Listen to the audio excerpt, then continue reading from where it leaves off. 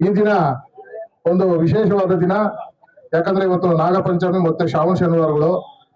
ದಿವಂಗತ ಈ ತಾಲೂಕಿನ ಮಾಜಿ ಶಾಸಕರು ಬಿ ಚನ್ನಬೈರೇಗೌಡ ಅವರ ಜ್ಞಾಪಕಾರ್ಥವಾಗಿ ನಮ್ಮ ಶಾಸಕರಾದಂತ ಶರತ್ ಬಚ್ಚೇಗೌಡರು ಮತ್ತು ನಮ್ಮ ನಾಯಕರಾದಂತ BN ಬಚ್ಚೇಗೌಡರು ಬೈರೇಗೌಡರ ಮಾರ್ಗದರ್ಶನದಲ್ಲಿ ಪ್ರತಿದಿನ ಮಧ್ಯಾಹ್ನ ಸಾರ್ವಜನಿಕರಿಗೆ ಮತ್ತೆ ರೈತಾಪಿ ಜನಗಳಿಗೆ 1 ಗಂಟೆಯಿಂದ 2 ಗಂಟೆವರೆಗೂ ಊಟದ ವ್ಯವಸ್ಥೆ ಮಾಡ್ಬೇಕಂತೇಳಿ ಎಲ್ಲ ನಮ್ಮ ಬೈರೇಗೌಡರು ಸ್ನೇಹಿತರು, ನಮ್ಮ ಸದಾನಂದ ಆಗ್ಬೋದು, ನಮ್ಮ ಸುಭಾಷ್ ಗೌಡ್ರ ಆಗ್ಬೋದು, ಮತ್ತೆ ನಮ್ಮ ಸದಾನಂದ್, ಮತ್ತೆ ನಮ್ಮ ವಿಜಯ್ ಕುಮಾರ್ ಅವ್ರು ಆಗ್ಬೋದು, ಮತ್ತೆ ನಮ್ಮ ಲಕ್ಷ್ಮಣ್ ಅವರು, ನಾವೆಲ್ಲರೂ ಸೇರ್ಕೊಂಡು ಇಲ್ಲಿ ಪ್ರತಿದಿನ ಬರುವಂತ ಮಧ್ಯಾಹ್ನದ ನಮ್ಮ ದಿವಂಗತ, ಯಾಕಂದ್ರೆ ಅವರು ನಮ್ಮ ಚನ್ನಬೈರೇಗೌಡರು ಒಂದು ಆದರ್ಶ ಪುರುಷ ಈ ತಾಲೂಕಿಗೆ. ಯಾಕಂದ್ರೆ ಅವರು ಹಳೆ ಕಾಲದಲ್ಲಿ ಹೊಸಕೋಟೆ ಟೌನ್ ನಲ್ಲಿ ಅವ್ರು ಮಾಡಿದಂತ, ಅವ್ರು ಶಾಸಕರಾಗಿದ್ದಂತ ಸಮಯದಲ್ಲಿ ನಮ್ಗೆ ಕುಡಿಯುವ ನೀರಿನ ಅಭಾವ ಇತ್ತು. ಅವಾಗ ನಮ್ಮ ಹೊಸಕೋಟೆಯಲ್ಲಿ ದೊಡ್ಡ ಬಾವಿ ತೋರಿಸಿ ಹೊಸಕೋಟೆ ಟೌನ್ಗೆ ನೀರು ಕೊಟ್ಟಂತ ಮಹಾನಾಯಕರು.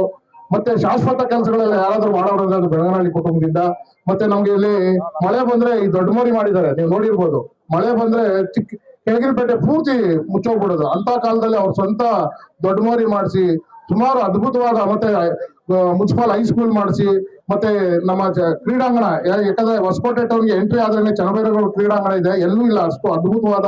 ಜಿಲ್ಲಾ ಕ್ರೀಡಾಂಗಣಕ್ಕಿಂತ ತುಂಬಾ ಚೆನ್ನಾಗಿದೆ. ಈಗ ಆ ಕ್ರೀಡಾಂಗಣಕ್ಕೆ ನಮ್ಮ ಶರತ್ ಬಚ್ಚೇಗೌಡರು 7 ಕೋಟಿ ರೂಪಾಯಿ ಅನುದಾನಗಳು ತಂದಿದ್ದಾರೆ. ಹೈಜೆನಿಕ್ ಆಗಿ ಕ್ರೀಡಾಂಗಣ ಮಾಡ್ತಾರೆ.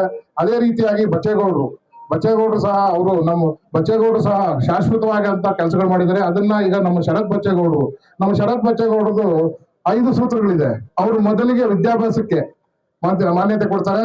ಈ ಮೊನ್ನೆ SSLC ಎಕ್ಸಾಮ್ ಬಂದಂತ ಸಮಯದಲ್ಲಿ ಅರಿವಿನ ಬೆಳಕು ಅನ್ನೋ ಒಂದು ಕಾರ್ಯಕ್ರಮವನ್ನು ಮಾಡಿ ಸುಮಾರು 5,000 ಜನ SSLC ಬರೆಯುವಂತ ಮಕ್ಕಳನ್ನ ಕರೆಸಿ ಅವ್ರಿಗೆ ಯಾವ ತರ ಎಕ್ಸಾಮ್ ಅವ್ರು ಪ್ರಿಪೇರ್ ಆಗ್ಬೇಕು ಅಂತ ಹೇಳೋದಕ್ಕೆ ಸಲಕರಣೆಗಳನ್ನೆಲ್ಲ ಮಾಡಿಕೊಟ್ಟು, ಮತ್ತೆ ನಮ್ಮ BO ಅವರು ಪದ್ಮನಾಭ ಅವರು ನೇತೃತ್ವದಲ್ಲಿ ಮಾಡಿದ್ರು.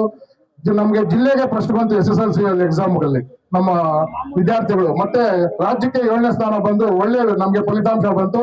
ಅದೇ ರೀತಿಯಾಗಿ 2ನೇದು ಆರೋಗ್ಯದ ಬಗ್ಗೆ ಹೇಳ್ಬೇಕಂದ್ರೆ ಈಗ 100 ಬೆಡ್ ಹಾಸ್ಪಿಟಲ್ ಮಾಡಿಸ್ತಾ ಇದ್ದಾರೆ. ಮತ್ತೆ ಮಕ್ಕಳು ಮತ್ತೆ ತಾಯಿ ಮತ್ತು ಮಕ್ಕಳ ಹಾಸ್ಪಿಟಲ್ ಮಾಡ್ತಿದ್ದಾರೆ. ಅದೇ ರೀತಿಯಾಗಿ ಉದ್ಯೋಗ ಮೇಳಗಳನ್ನ ಮಾಡಿ ಯುವಕರಿಗೆ ಉದ್ಯೋಗ ಕೊಡುವಂತ ಕೆಲಸ ಮಾಡಿದ್ರು. ಮತ್ತೆ ಸ್ವಚ್ಛತೆ ಮಾಡೋಂತ ಸ್ವಚ್ಛ ಭಾರತ ಕಾರ್ಯಕ್ರಮಗಳು ಮಾಡಿಸೋದಾಗ್ಬೋದು. ಮತ್ತೆ ಕುಡಿಯುವ ನೀರಿನ ಎಲ್ಲ ಅವ್ರು ಏನೇ ಮಾಡಿದ್ರು ಶಾಶ್ವತ ಅಭಿವೃದ್ಧಿ ಮಾಡುವಂತ ಯುವ ನಾಯಕರು. ಅಂತ ನಾಯಕರು ಅವರು ಸಚಿವರಾಗ್ತಾರೆ ಅಂತೇಳಿ ನಾವೆಲ್ಲ ಸ್ನೇಹಿತರು ಸೇರ್ಕೊಂಡು ಅವ್ರು ಸಚಿವರಾಗಿ ದಿನಾನೇ ನಾವಿಲ್ಲಿ ಪ್ರತಿದಿನ ಬರುವಂತ ರೈತರಿಗೆ ಮತ್ತೆ ತಾಲೂಕ್ ಕಚೇರಿಗೆ ಬರುವಂತ ರೈತರಿಗೆ ಮತ್ತೆ ಸಾರ್ವಜನಿಕರಿಗೆ ಊಟದ ವ್ಯವಸ್ಥೆ ಮಾಡ್ಬೇಕಂತೇಳಿ ನಾವು ಪ್ಲಾನ್ ಮಾಡ್ಕೊಂಡಿದ್ವಿ.